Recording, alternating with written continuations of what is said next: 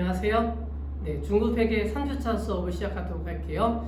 3주차 수업은요, 재고 자산에 대해서 공부하게 돼요. 재고 자산에 대해서 공부하게 되는데, 첫 번째 개념, 그리고 두 번째 취득 원가, 그리고 세 번째 기말 재고 자산의 포함 여부, 네 번째 기말 재고 자산 평가, 그다음에 다섯 번째 추정에 의한 원가 산정, 여섯 번째 감모 손실, 평가 손실 이렇게 공부하게 되는데요. 재고 자산에 대해서 2주간에 걸쳐서 공부하게 돼요. 그래서 오늘 시간에 공부할 내용은요. 첫 번째 개념에 대해서 공부할게요. 개념. 두 번째 취득 원가. 취득 원가 같은 경우에는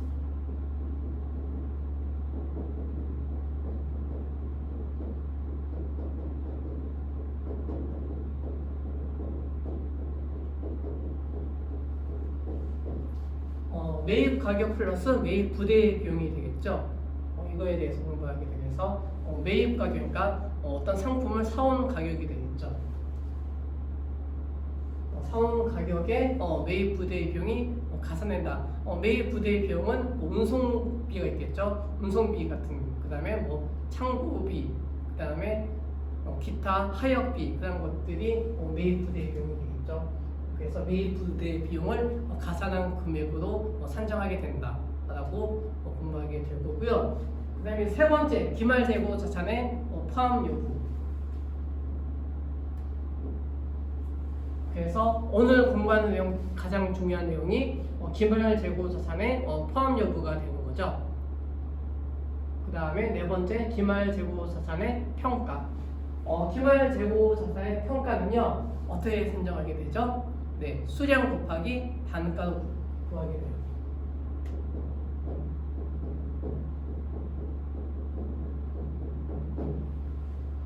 그래서 수량을 결정하는 방법이 있죠. 수량을 결정하는 방법, 그 다음에 단가를 결정하는 방법이 있다.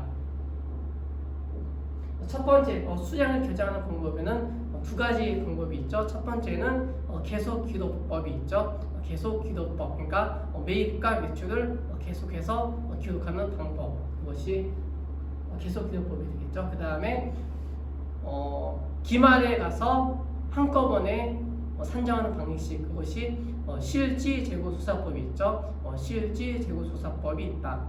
그 다음에 이제 단가를 결정하는 방법이 있죠. 단가를 결정하는 방법에는 세 가지 방법이 있어요. 첫 번째 평균법, 그 다음에 두 번째 선출법, 그 다음에 세 번째 휘선출법, 이 세 가지가 있죠. 단가를 결정하는 방법, 이것들에 대해서 공부하게 되고,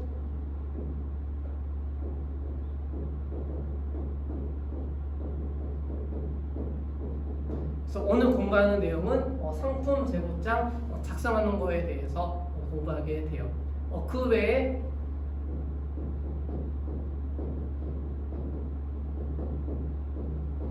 수량을 결정하는 방법, 단가를 결정하는 방법에는 장점과 단점이 있죠. 장점과 단점은 다음 주에 공부하게 돼요. 다음 주에 공부하게 되고, 그 다음에 추정에 의한 원가 산정 방식, 이 두 가지가 있죠.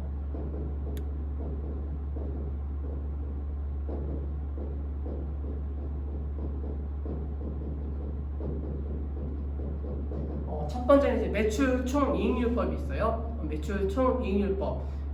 이 방법을 산정할 때에는 화재가 발생했었을 때, 그러니까 창고에 불이 나갔고 원가 산정할 수 없었을 때 추정을 해야 되겠죠. 그래서 추정에 의한 원가 산정 방식이 매출 총 이익률법이 있죠. 그거에 대해서 공부할 거고요.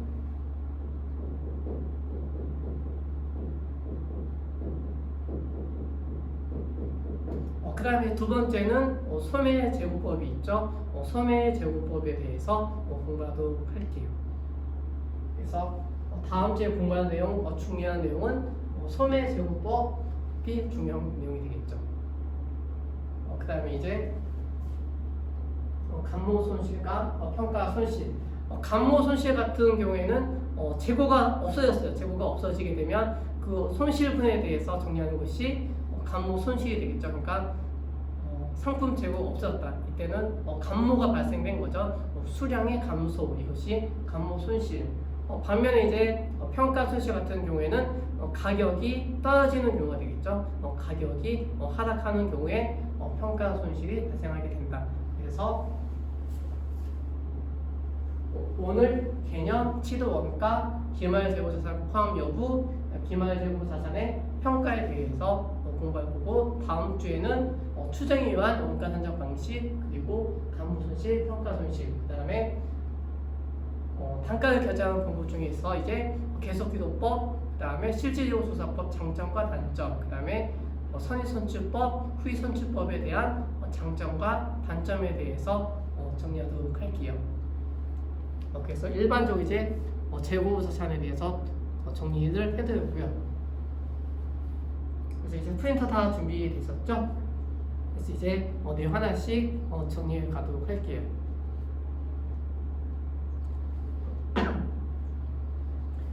첫 번째 재고자산의 의의가 나오죠. 재고자산의 의의. 그래서 의의를 한번 읽어보세요.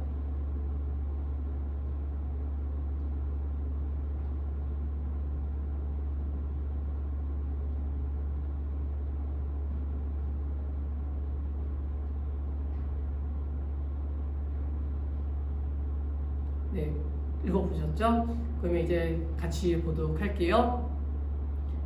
의의를 보시면 정상적인 영업 과정에서 판매하기 위해 보유하고 있거나 판매를 위해 생산 중인 자산 혹은 생산에 소비될 원재료나 소모품 이런 것들이 재고 자산이 되겠죠.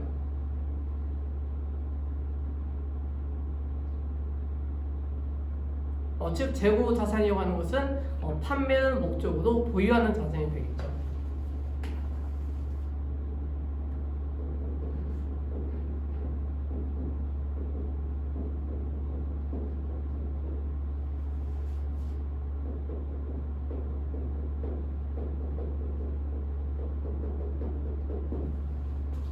재고 자산을 정의하게 되면 판매를 목적으로 보유하는 자산이라고 정의할 수가 있죠.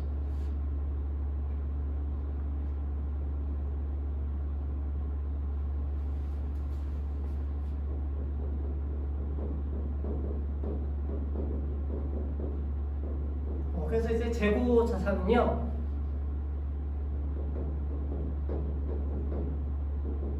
생산 중인 자산이 되겠죠. 생산 중인 자산 내지는 판매 자산이 되겠죠. 그래서 생산 중인 것은 어떤 것이 있죠? 네. 원재료가 있겠죠. 원재료라든지 그 다음에 제공품. 그 다음에 이제 판매를 위한 자산에는 상품이라든지 그 다음에 제품이 되겠죠.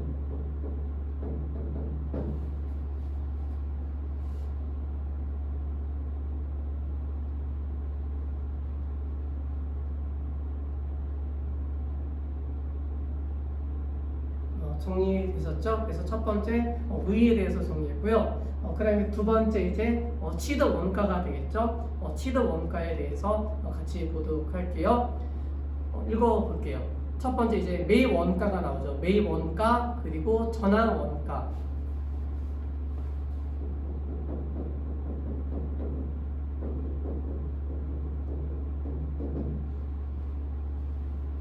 전환 원가는 원가 회계에서는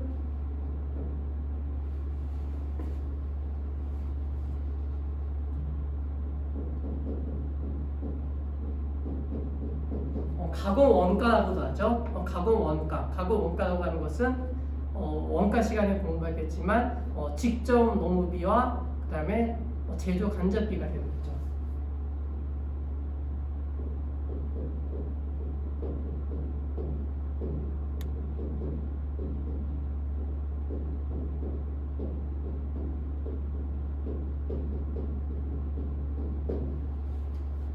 그래서 가공 원가는 직접 노무비 플러스 제조 간접비다. 이렇게 정리하시면 돼요.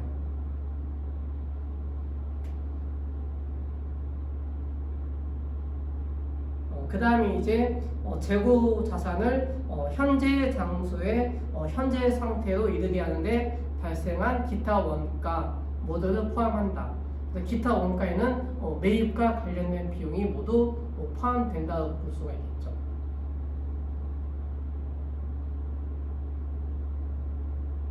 그래서 다시 밑에 보시면 이제 재고 자산의 매입 원가를 정리하고 있죠. 첫 번째 매입 가격이 있죠. 상품을 매입한 가격. 거기에다가 이제 수입하게 되면 수입 관세가 붙게 되겠죠. 수입 관세라든지 그 다음에 매입 운임이 가산됩니다. 그래서 취득과 직접 관련된 기타 원가가 포함이 된다. 거기서 이제 기타 비용은 차감해주게 되죠. 그래서 추후에 환급받을 수 있는 수입 관세 이거 차감해줘야 돼요. 취득원가에서 차감해준다. 그 다음에 재세금, 세금이 되겠죠. 세금도 차감. 그리고 매입 할인 이것도 차감. 그리고 리베이트 이런 것들을 차감해준다. 그래서 취득원가를 구하게 되겠죠. 그래서 차감하는 거 이렇게 밑줄 그어두고 정리해 두세요. 환급받을 수 있는 수입 관세라든지 그다음에 재세금이라든지 매입 할인이라든지 리베이트 같은 경우에는 차감해 준다. 그래서 이제 그것과 관련된 것이 이제 연습 문제가 있죠. 뒤에 2페이지에 보시면 연습 문제 1번 있죠. 연습 문제 1번 한번 풀어보세요.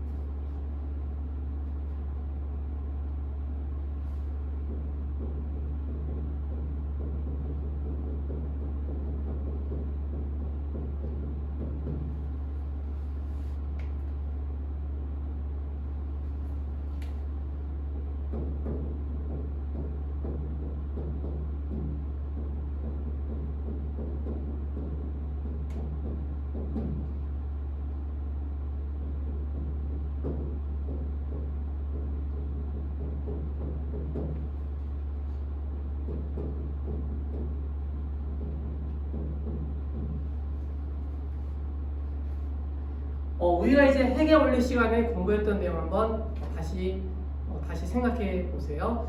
재고 자산은 상품이라고 했죠. 상품 계정 생각나시죠? 상품 계정의 차변 쪽에는 기초 재고를 기록하게 되겠죠. 기초 재고를 기록한다. 그러니까 어떤 기업이 영업을 시작해요. 영업을 시작하게 되면 기초 재고가 0이라고 보게 되겠죠. 그 다음에 이제 단기 매입을 해요. 그러니까 1년 동안 이제 여러 가지 상품들을 매입하게 되겠죠. 그것을 단기 매입이라고 하죠. 단기 매입. 단기 매입을 1,000원 했죠. 기초 재고 0원. 그 다음에 단기 매입 1,000원 이렇게 계산을 해주게 되겠죠. 그러면 토탈 1,000원이 되겠죠. 그러면 2,000원은 무엇이라고 할까요? 네, 판매 가능 재고라고 해요.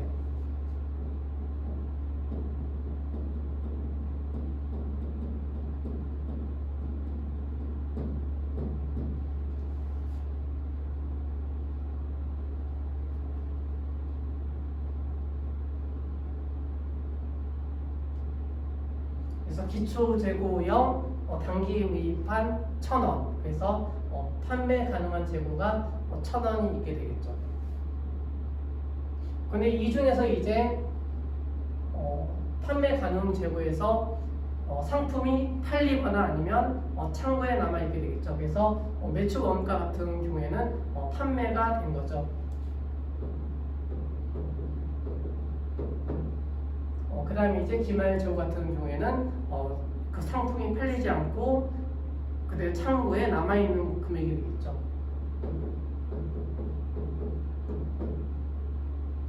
그래서 이제 1,000원 중에서 600원은 판매가 된 거고, 그 다음에 400원은 상품이 창고에 그대로 남아있는 것이 되겠죠.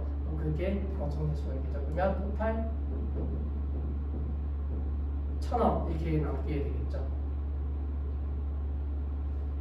그래서 재고 자산을 공부하는데 핵심 포인트가 매출 원가가 얼마인지, 그 다음에 기말 재고가 얼마인지 이렇게 구하는 것이 중요한 내용이 되는 거죠.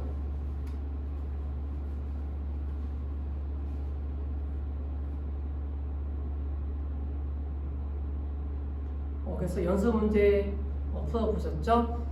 제일 처음에 이제 매출 원가가 얼마인지에 대해서 물어보고 있죠. 매출 원가, 그 다음에 판매 가능 재고, 판매 가능 재고도 한번 구해보도록 할게요. 첫 번째 이제 기초 재고 자산이 나오죠. 기초 재고 자산이 4만 원. 기초 재고가 4만 원인 거죠. 4만 원. 그 다음에 이제 두 번째 매입액이 12만 원. 이것도 단기 매입으로 포함이 되겠죠. 12만 원 포함. 그 다음에 세 번째 매입 운임. 운반비 같은 경우에도 이제 포함이 시도 원가에 포함이 되겠죠. 그래서 5,000원도 포함된다. 그 다음에 네 번째 판매 운임. 판매 운임 같은 경우에는 매출과 관련된 것이 되겠죠. 매출과 관련됐으니까 이것은 고려 대상이 안 되는 거죠. 그래서 X 해주시면 되겠죠. 판매 운임은 제외시키면 돼요. 그 다음에 다섯 번째 매출액. 매출액도 제외시켜요. 그 다음에 이제 여섯 번째 매입 할인 나오죠. 매입 할인이 3,000원. 이거는 아까 밑줄 그라고 했죠. 차감 항목이 되겠죠. 차감한다. 3,000원 차감. 그 다음에 일곱 번째 매입 리베이트. 리베이트도 차감해 주는 것이 되겠죠. 9,000원. 9,000원도 차감. 그렇게 구하게 되면은 판매 가능 재고가 나오게 되겠죠. 그러면 판매 가능 재고는 네.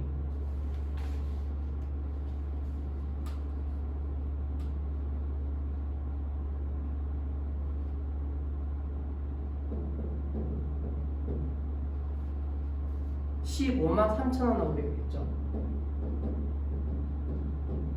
그렇게 구하게 되면 단기 매입한 금액은 11만 3,000원 나오게 되겠죠.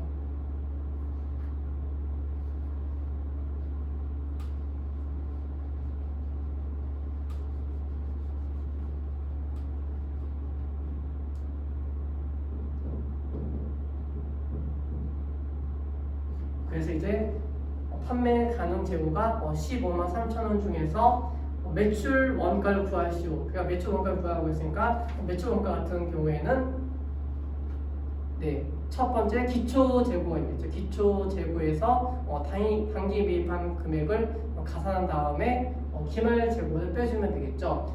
기말 재고 자산이 얼마죠? 네, 5만 원 나와 있죠.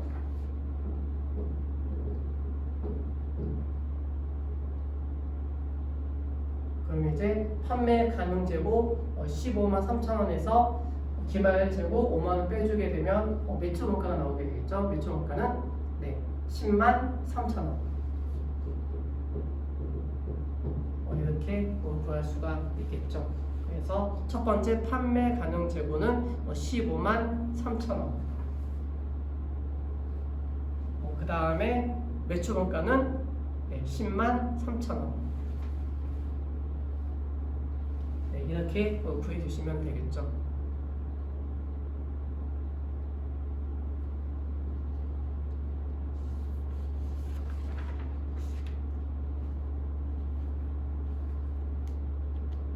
정리되셨죠?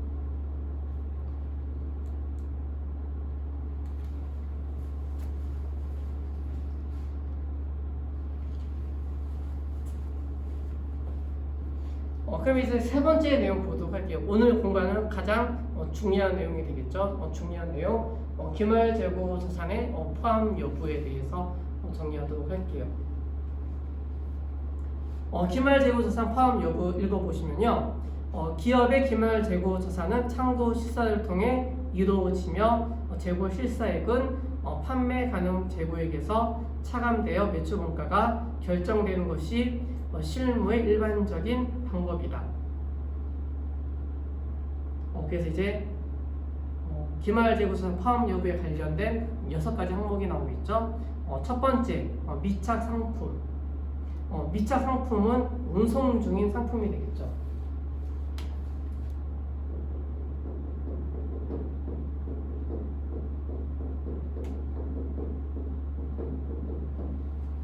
그래서 미착 상품 옆에다가 운송 중인 상품이라고 적어두세요.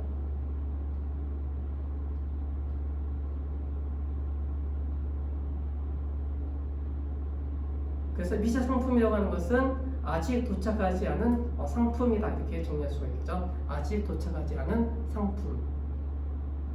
두 가지로 구분하게 되는데요. 첫 번째는 선적지 인도 기준, 그 다음에 도착지 인도 기준, 이렇게 구분하게 돼요. 선적지 인도 기준, 그래서 내용을 읽어보시면 상품이 선적된 시점에 소유권이 매입자에게 이전된다. 그러니까 상품이 이제 배에 실렸을 때 그때 매입자에게 이전됐다고 보게 된다. 이것이 선적지 인도 기준이 되겠죠. 선적지 인도 기준 같은 경우에는 매입자의 재고 자산에 포함된다고 볼 수가 있죠.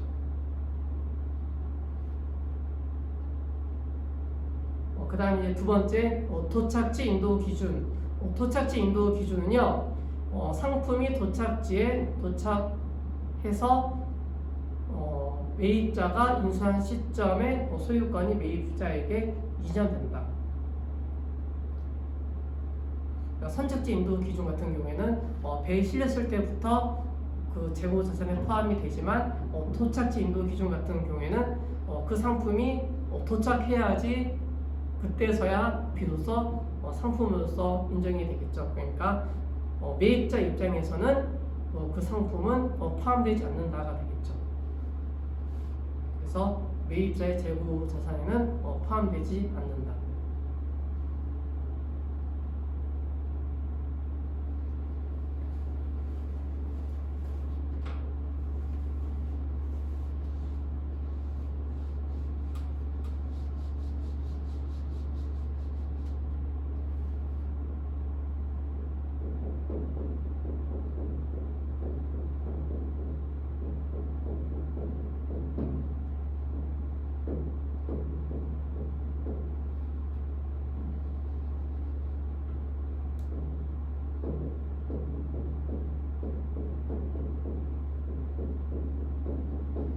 선적지 인도 기준, 도착지 인도 기준, 이렇게 구분하게 되죠.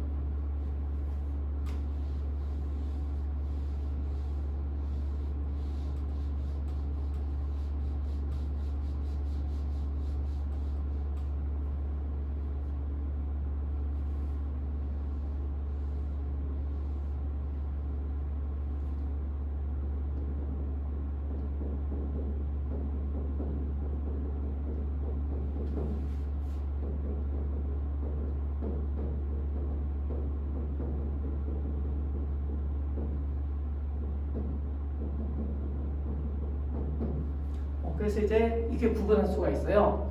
선적지 인도 기준일 때 매입하는 경우, 그 다음에 선적지 인도 기준일 때 매출하는 경우, 이때 재고 자산에 포함되는지 포함 안 되는지 여부를 따져야 돼요. 그 다음에 도착지 인도 기준일 때 매입하는 경우, 그 다음에 매출하는 경우 이렇게 구분해서 정리해 보세요. 선적지 인도 기준에는 아까 매입자의 기말 재고 자산에 포함이 되겠죠.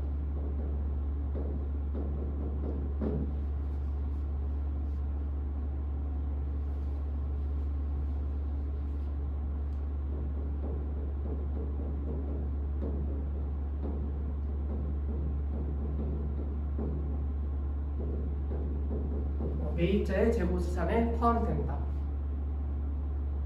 반면에 도착지 인도 기준, 도착지 인도 기준 같은 경우에는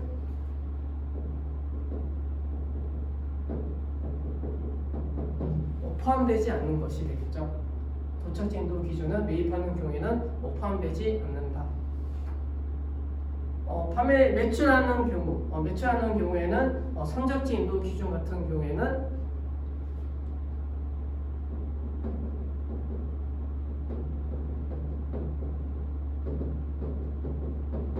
재고 자산에 포함되지 않게 되겠죠. 반면에 도착지 인도 기준 같은 경우에는 재고 자산에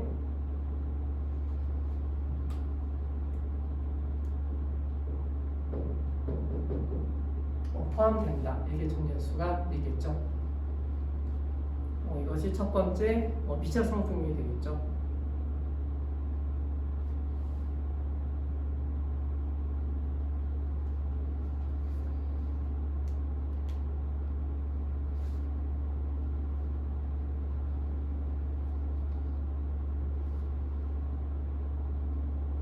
그 다음에 두 번째 이제 위탁 판매가 나오죠. 위탁 판매. 그래서 위탁 판매에 보시면 위탁자가 수탁자에게 판매를 위탁하여 보낸 상품이 되겠죠. 이것을 다른 말로 접수품이라고 해요.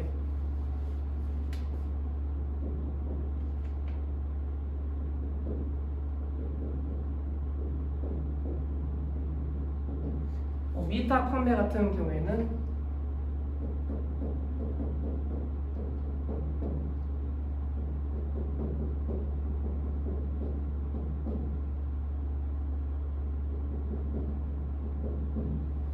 위탁자가 수탁자에게 상품을 위탁하게 되겠죠.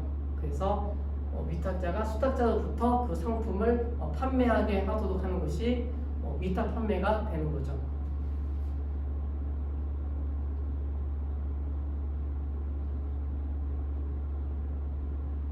비로소 이제 상품으로서의 판매가 이루어진 시점에서 수익을 인식하게 되겠죠. 상품이 판매되었을 때 수익을 인식하게 됩니다.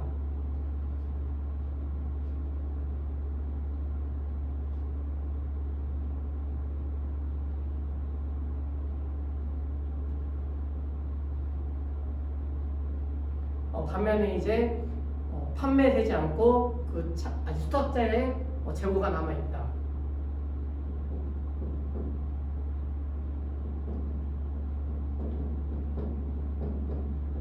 재고가 남아있게 되면 이것은 위탁자의 재고자산에 포함이 된다고 볼 수가 있겠죠. 그래서 이것은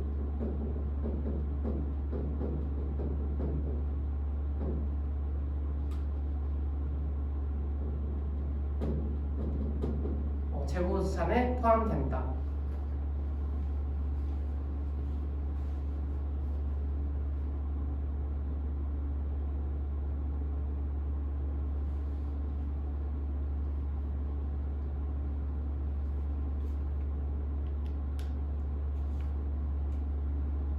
그 다음에 세 번째 시험 판매가 나오죠. 시험 판매라고 하는 것은요, 고객이 상품을 일정 기간 사용한 후에 구입 여부를 결정하는 조건으로 판매하는 것. 그래서 구매 의사를 표명하게 되어, 그러니까 어떤 상품을 써보게 되는 거, 써보고 난 다음에 구입 여부를 따지게 되는 거예요. 그래서 그 상품을 사겠다고 하는 시점에서 수익을 인식하게 되겠죠. 수익 인식하게 되고, 그런데 그것을 사지 않겠다, 안 사게 되면 그것은 기말 재고도 남아있게 된다. 그래서 판매되지 않으면 기말 재고 자산에 포함된다라고 정리할 수가 있겠죠.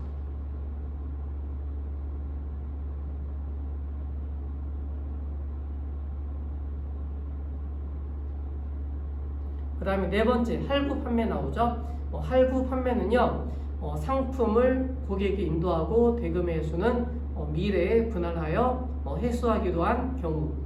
그래서 할부 판매 같은 경우에는 재고 자산에 포함되지 않는다. 재고 자산 X 이렇게 해주시면 돼요. 그 다음에 다섯 번째, 저당 상품이 나오죠. 저당 상품은 회사가 금전을 차입하고 담보로 제공한 상품이 되겠죠. 저당 상품 같은 경우에는 기말 재고 자산에 포함된다. 재고 자산에 포함된다라고 정리해 두세요.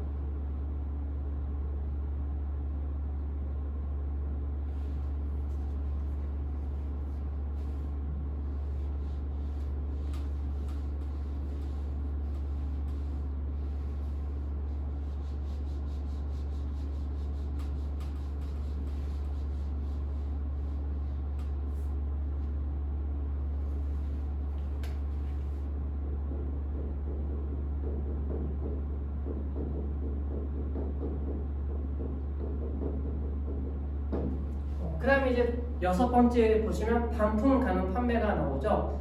반품 가능 판매는요,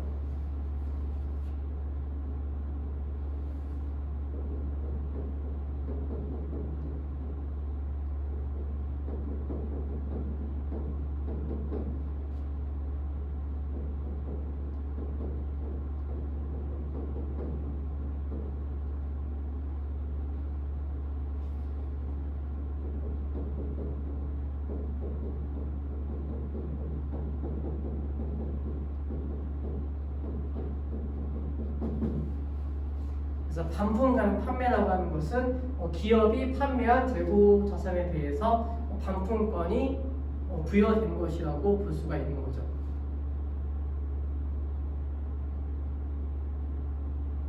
그래서 두 가지 케이스 볼 수가 있어요.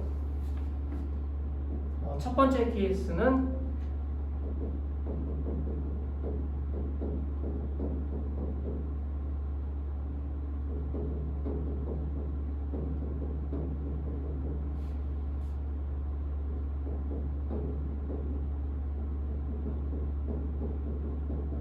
합리적으로 반품률을 추정할 수 있는 경우.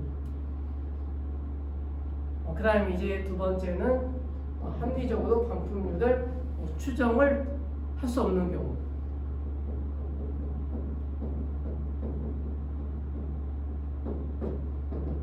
두 가지 케이스가 있죠. 그래서 첫 번째, 합리적으로 반품률을 추정 가능하다 이렇게 되면은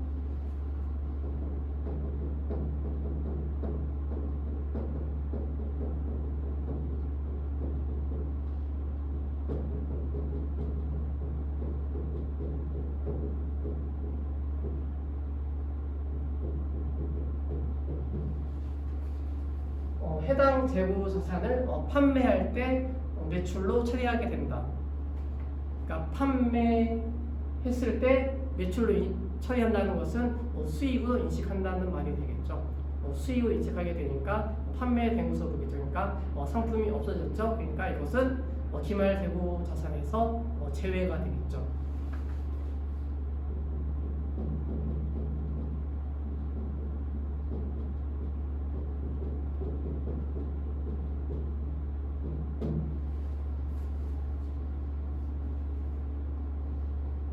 합리적으로 반품률을 추정이 가능할 때에는 기말 재고 자산에서 제외한다. 이것이 중요한 내용이 되겠죠.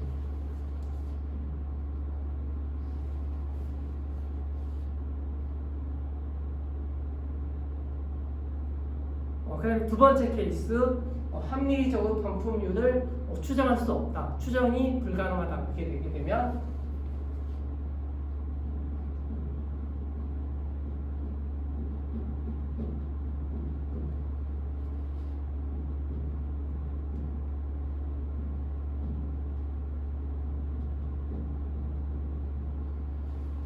반품 기간이 종료되는 때에 매출로 처리하게 되겠죠.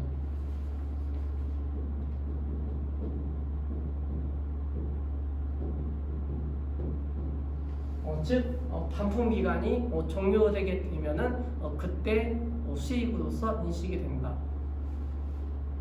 그래서 추정이 불가능하게 되면 이때에는 기말 재고 자산에 포함이 된다.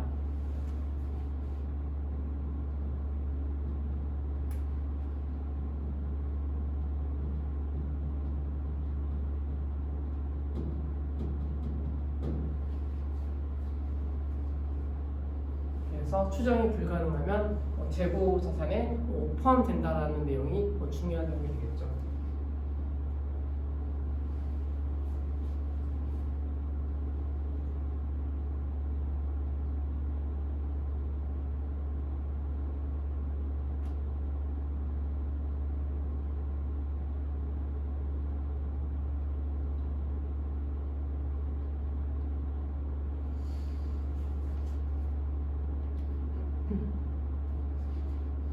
그래서 이와 관련된 문제가 뒤에 연습 문제 3번 있죠. 3번을 읽어보세요.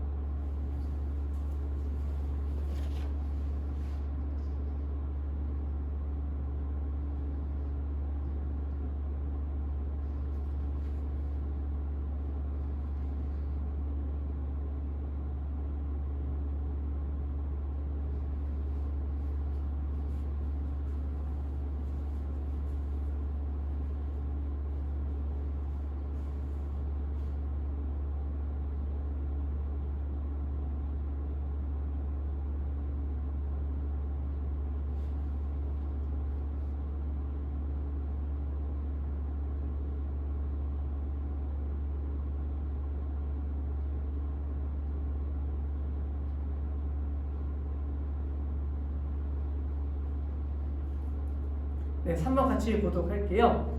3번 다음은 1월 1일부터 12월 31일까지 주식회사 안양의 재고 자산과 관련된 자료를 요약한 것이다.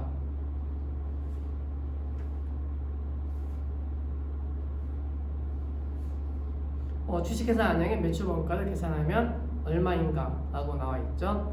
기초 재고 자산 10만원, 단기 매입액 40만원, 그 다음에 기말 재고 실사 금액 8만원, 그리고 미착 상품 5만원. 5만원 같은 경우에는 도착지 인도 조건으로 매입한 것으로 현재 운송 중이다.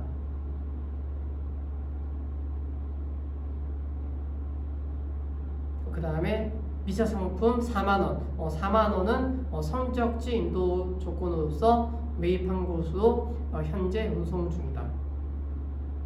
그 다음에 적성품 10만원, 그 다음에 시성품 2만원, 전환상품 3만원, 반품 가능 판매 25,000원 이렇게 나와 있죠.